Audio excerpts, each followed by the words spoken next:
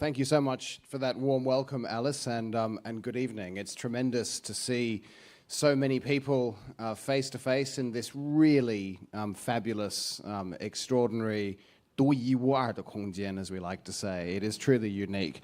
When I was asked by Alice to host this session about a year or so ago, I must admit I hadn't heard of Chandran Nair, very naughty of me, being relatively new to Hong Kong. And I was intrigued. I was intrigued by the book. I was intrigued by its premise. And I was also intrigued by the notion of having somebody who's grown up in a world of white privilege to talk to the author of what I think is a really important work. And as I read it, one of the things that struck me the most was, if you look at the world of literature and the world of discourse on race, a lot of it, in terms of what those of us that work in universities would term as, in inverted commas, serious scholarship, is confined to the world of academics.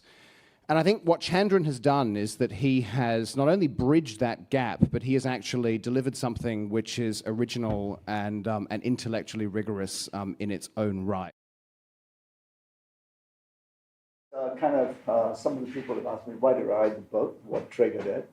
And today, if you go and Google white privilege, you'll see a lot of stuff about that toxic race relations in the United States.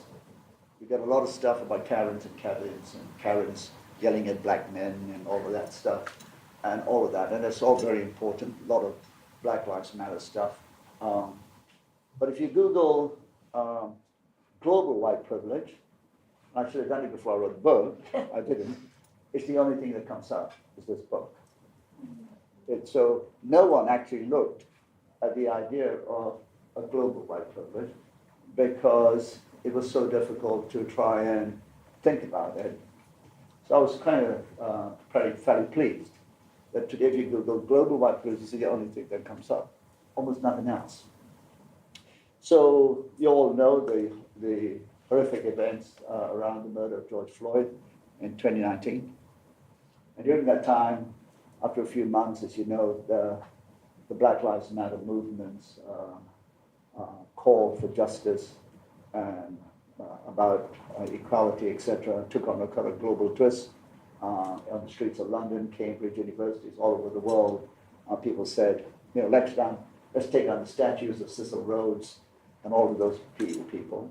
And it was seen as, yes, we recognize that there's a need to change. And if you turn down the TV stations and all the liberal media, there was things like, let's all take a knee. And my God, let's call for more diversity and inclusion in multinational companies. And, let's make sure that black actors and actresses get awards, the Oscars and things like that. And let's make a huge fuss every time there's a banana peel thrown at a black player at a football game. My view was, who cares? Who cares about that petty stuff? Because it's a very interesting way of saying, that just happens in a few areas. There are a few bad policemen. And if we just all did all of this, it will all go away soon. And if you take down the statues, we're basically saying it's all in the past. Let's not have remnants of the past because we're all progressive now. And the stuff about white privilege is something that lurks in a few nasty places, police departments, a few multinational companies.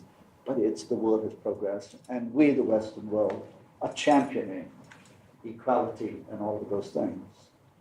And coming from where I come from, the life that I've led, very attuned to Western education, brought up reading Shakespeare. I hadn't a clue what the guy was talking about, but I had to pass an exam. It's very difficult for me to go through all of that and think, there's something wrong here. There's something wrong about someone like me having to essentially seek constantly to appeal to Western sensibilities all the time. And so, given the privilege I've had of working in many parts of the world, and including 5 years in Southern Africa during the liberation wars, and having met and had the privilege of meeting people like Bishop Tutu, Oliver Tambo, who was the president of the ANC during the exile period, getting involved in the liberation struggle. Today I would be considered a terrorist and all that. And then living in the UK and other parts of the world, I recognized that something was terribly wrong. So I was talking to friends of mine and they said, you need to write about this. Because what you're saying is all of those things are superficial, the taking the knee, the way the media covers it. But what the liberals don't want to hear is that actually you're part of the problem. Your positions of power, etc., are entrenched. The more insidious nature of how what I call white privilege actually is woven into the very fabric of everything we know as globalization.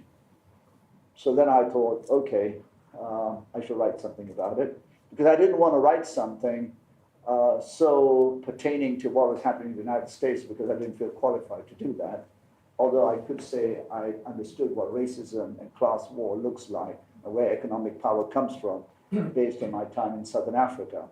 But I was involved in that bit of my life. I learned from many people in the liberation struggle that this was not a black against white war. It was essentially a class war, an economic war.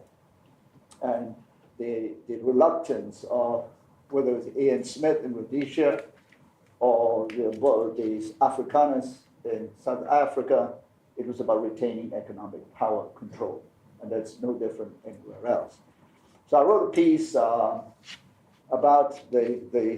about how a white privilege is essentially a global phenomenon. It's well concealed, but it's constantly a need to retain economic might and supremacy through reinforcing white supremacy and white superiority. And I couldn't get it published anywhere, so I took it to the South China Morning Post. And the South China Morning Post published it and called it 50 Shades of White. Because I had 50, I didn't come up with that. They called it 50 Shades of White. And I haven't read the book, by the way. And it kind of went a bit viral.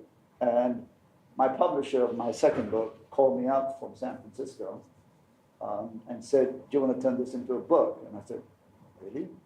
So he gave me like 48 hours and said, and Eric and my colleagues in the office will know.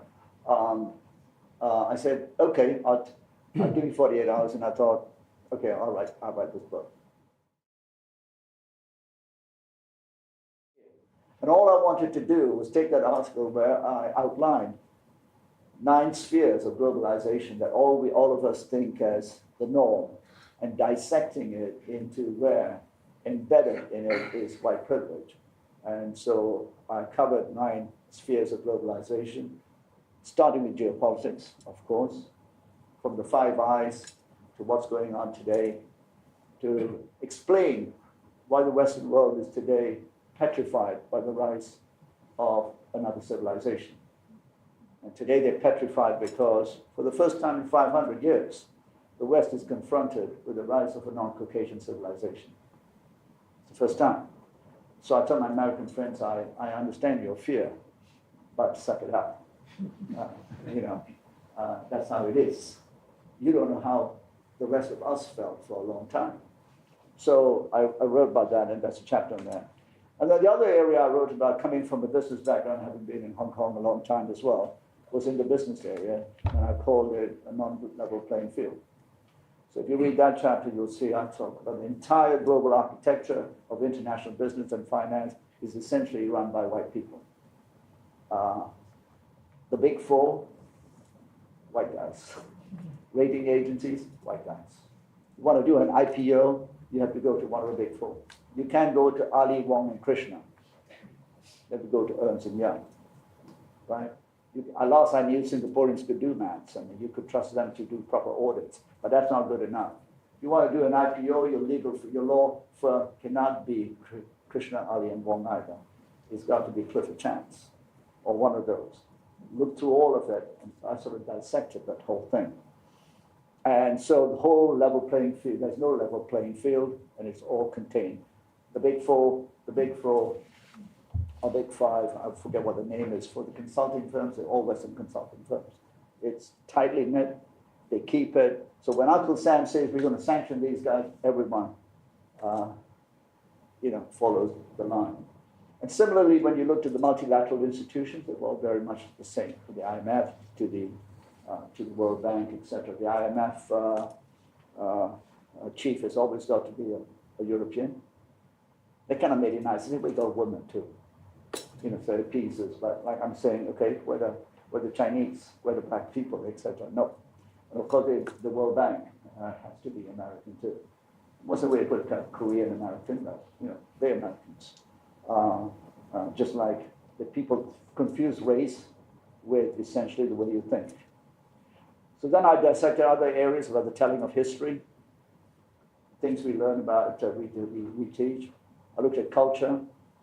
I wrote a piece that I've been thinking about for many years about pop music, Western pop music, as an instrument of mind capture. I could say nothing great about Bob Dylan, sorry, the same. Right? I could see nothing great about the Beatles. But my God, I was in my little country in Malaysia, in my small town, I was listening to Elvis Presley, Cliff Richard, the music of my parents, the Bharatanatyam, all those beautiful music, the Kathakali, and all of that from India, China, none. In fact, I was actively suppressing that as essentially backward, something from the old. So I've started to figure this out a bit more and realized that's capturing my mind. I had to dance like that guy who can't dance. I think it's called Mick Jagger. Yeah, the guy's out of rhythm all the time. Yeah. But these were the heroes. But there were no heroes that looked like me. Nobody. When everything was advertised, I couldn't see nobody that looked like me. I was told that Marilyn Monroe was the epitome of beauty, that one day I should get married to someone like that. So then I discussed the issue of fashion. Those of you who have never thought that fashion is a white privilege thing going on there, read the chapter. Read the chapter. And then finally, also talked about the media, which we can talk about a lot. Today, the global media mainstream global media is dominated by the white media. Others are struggling to find a place in it. And the last thing I talked about is the area, of course, I know, which is the environment. And all the global ideas for saving the world and sustainability is essentially driven by. Do you know, anyone know of an environmental spokesman worldwide famous who's not white? The point I want to make about the environment is a serious one. Is most of the ideas about sustainability, and this is stuff that I've been doing for 30 years, is essentially rooted in the idea that the West need not change. It will capture the moral narrative, and all the solutions will come from the Western system. And who are the gatekeepers of that entire Western system? The same people I talked about, firms, etc. So now we've got ESG, another Ponzi scheme of nothing. Right? Anyone working for a company here doing ESG nonsense? Big Four, right? No science, nothing. But yeah, I went through a course on ESG, and now I'm an ESG auditor. But I work for Ernst & Young, PwC. You don't work for Krishna Womanali. Right? I want to form this company called Krishna Womanali. It sounds good, right? It sounds good. So that whole hocus pocus. And I've written about it in my second book, and so I want to say that even in the environment front, the idea of net zero, which, if you come from a technical science background like me, this is a myth. There is no such thing. But net zero then wasn't written in Iran, India, or China. It was written in the West, because it's a very convenient way of trading the gas. And if you give trading something you can't see, to the investment banks and the Big Four, my God, they will create the biggest Ponzi scheme in the world. It's called net zero. Right? So that's all of these solutions are coming from people who don't want the world to change, see everything as a business opportunity, but ultimately cannot accept that they will have to essentially adapt to a new world in which the majority are non-Western. 85% of the world will have to essentially live different lives, and the Western world would have to confront that reality of living with that. So even the environmental solutions are dictated by just a few. As I said, none of you probably know of a non-Western global expert on sustainability. None. But there are many. But that's not how the narrative is. So in all of the spheres, that's what I tried to get the book to do. The most important sort of feedback I've had is from people from Asia who are in Africa who said to me, thank you for writing this. I always thought there was something going on, but now I have a simple narrative through which to explain. And I'll finish by saying that there's some who've said this is an anti-white, anti-Western book. It's completely not that. It's essentially a book about equity. And we cannot have equity if we have a minority of people with such influence, serving themselves, writing all the global rules and creating all. I will start with globalization. And in the book, you characterize it as a way in which, as former imperial and colonial powers were granting their former colonies independence, they assembled a market structure which was designed to make sure that their economic dominance was protected in a post-colonial order. But I think now what we've seen, you look at Brexit, you look at Trump, you look at the rise of populism, you look at that in the West, and people are saying, hang on a minute here, globalization's decimated the Rust Belt, it's taken jobs away from the working class, the white working class. So do you think that this somehow symbolizes a moment in time that forces such as the rise of China makes it so that white people now think that their order of globalization has shifted to such an extent that it risks threatening their privilege?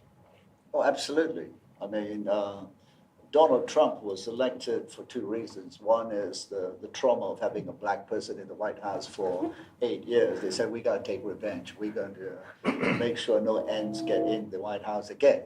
So that was the trauma. But the other part of the trauma was Donald Trump said, we can be number one. And that's what, Americans want to hear. Whether the Republicans or Democrats, that's what they want to be, number one. And I always said, I thought Donald Trump was very honest. At least he said, I'm a white supremacist, and I want us to be number one. I can dig that. At least I know. But before that was all the facade that, we believe in globalization, and we want to be fair, and all of that. We'll have a sort of half-black guy in the White House, and everything is cool, because it serves a liberal narrative. But Donald Trump basically exposed the lie. And I've always said to Asians, I never understood, I'm not anti-American, but I'm very anti its destructive capacity and not being called out. And I've always said that I could never understand why so many in Asia thought, never questioned American power and the way it was used. I come from Southeast Asia. I know what happened in Vietnam, right? No one said sorry, ever. So, but what Donald Trump did was wake up a lot of sleeping people around the world what America really is.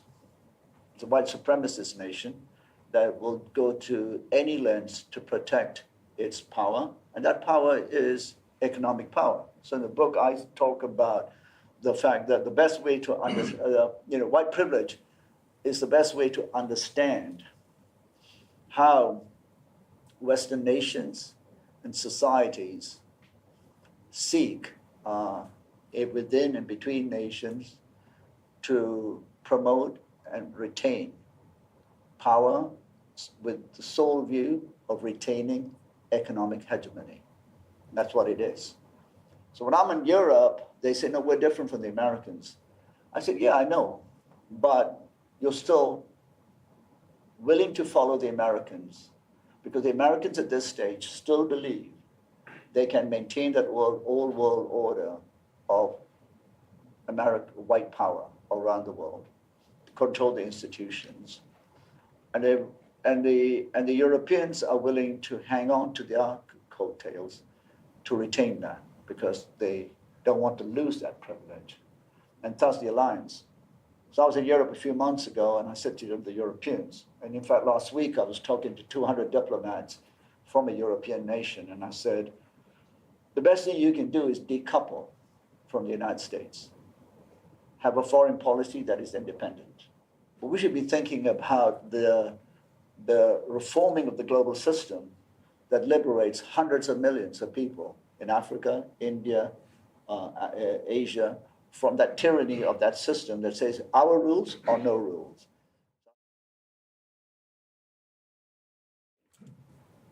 And actually, one of the things that it's been a bugbear of mine for as long as the West has been jumping up and down about the rise of China, and that's that when you hear the rhetoric, they're actually quite open and honest about it. You got to give them that when they say all we're asking for is that Beijing adheres to a rules-based order. Okay, so whose rules, right? Yeah. And that's so simple, whose rules? So others want other rules now. And a nation like China wants different rules. A nation like India has been calling for lots of different rules. I think India was the main sort of, obstacle to the GATT agreements and many of the Doha agreements, because India didn't want to open its cities to more Tesco's and other stuff, because that was what it was, open free markets and all of that. And before you know it, it's an HSBC everywhere, there's a Goldman Sachs everywhere, and there's Tesco's everywhere. And India wanted to protect that, and so people wanted different rules to play by.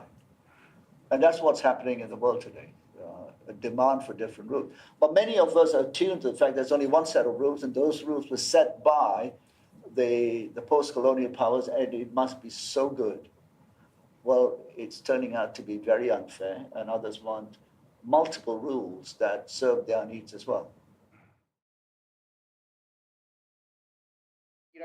How do you see white privilege manifest itself here in Hong Kong today? And was 2019 a turning point for the city in terms of how it thinks about its place and its context and its history?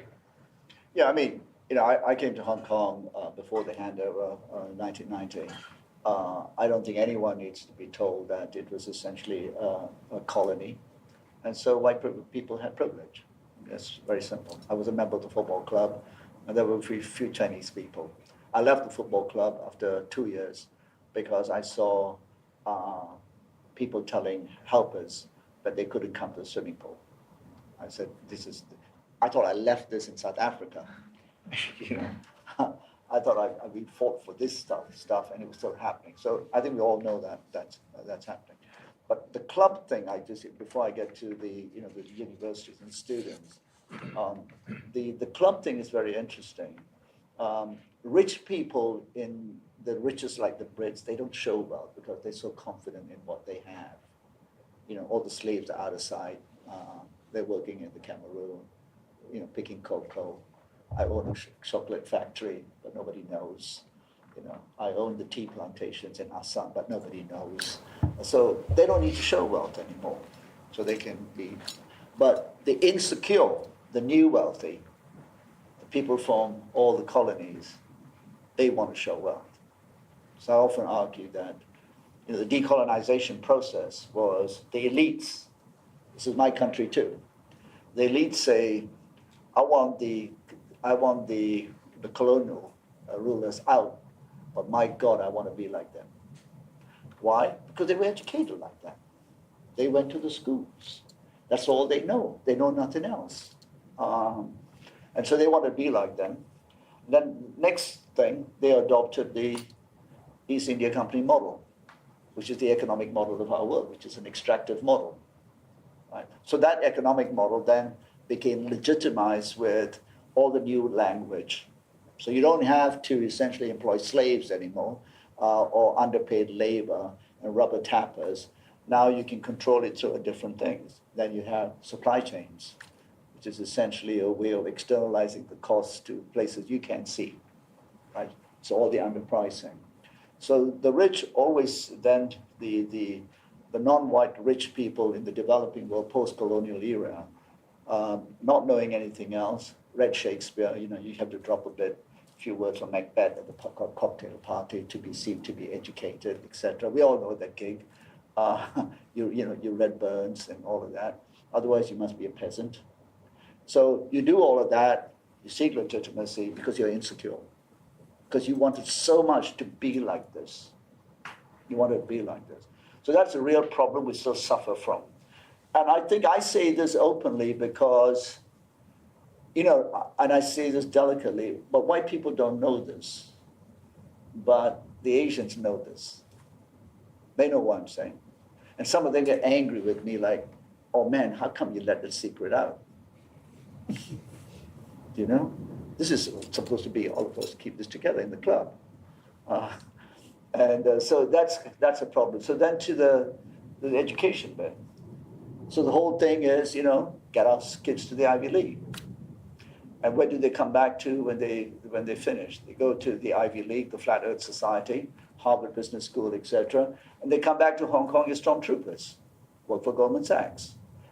And I'm saying, I'm just castigating entire, but they don't go and do anything else. Because where's the power? You spent all that money on your business education, you went to Ivy League, you spent 100,000, the parents invested. When you come back, you ain't going to go and work for the Global Institute for Tomorrow, as cool as we are. We got the best kind of job that you could ever have. But, got to get my return. So who gives you that? The gatekeepers of the system. So the gatekeepers of the system are very happy to have all these minions, the brightest and best Asians, all can do maths, send them off, and now the Indians are taking over all the banks. You all know this, right? Send them off all there, and then they come back and work for the big Western banks, Citibank, etc. Perfect. Hey, by the way, we got some diversity too. Now we got some Indians, some Chinese, and we got some women, some Muslims. But who are they? Their minds are completely captured by that education system. I think there are certain things that have to take place through a top-down, right? International agreements. So international agreements that reframe this whole issue of sanctions regimes, making it almost illegal for unilateral actions by the United States and its Western allies. That would be certain things. So you could do that. The UN can start to really mobilize that. I was last year in discussions with there's certain things we can do. I was in discussions trying to, contribute to the G20 meetings in Indonesia because I knew one of the ministers, etc. And I was saying, for the first time, can the G20, because it's being hosted by Indonesia, the host, put on the table that the G20 will actually look at over a 20-year time frame, ensuring that there would no more be just the big four, and therefore that in the global trade order and in terms of the gatekeepers of the system, etc., you would now have to mandate that there would be 25 companies from around the world, and you would say there would have to be a geographical distribution. But then at the local level, and I have in my last chapter, say how do we have to do, of course you have to do locally things, So if you're in a company here, and firstly, read the book, be willing to have a very difficult conversation with your peers. So many people are afraid. So I know people of from Asians, etc., who work for multinationals, who said, man, I can't even have a conversation in my office. It's so difficult. My D&I person, who's an Australian, D&I Australian in Hong Kong, that's an interesting one, just saying, yeah, don't even want to talk because they can't understand and it's a difficult conversation to have, right?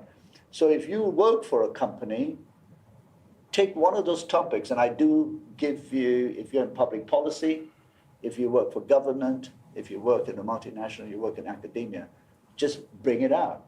So if you're in academia, well, let's talk about this curriculum. Is this really what 21st century, post-Western world equity discussions should look like? Is this what we should be teaching? Have that conversation. But if you're in a large company, what are we serving? What are you actually doing? You have to ask yourself. So that's at the most personal level. At the most personal level, am I furthering white privilege, or am I actually furthering the creation of a more fair world?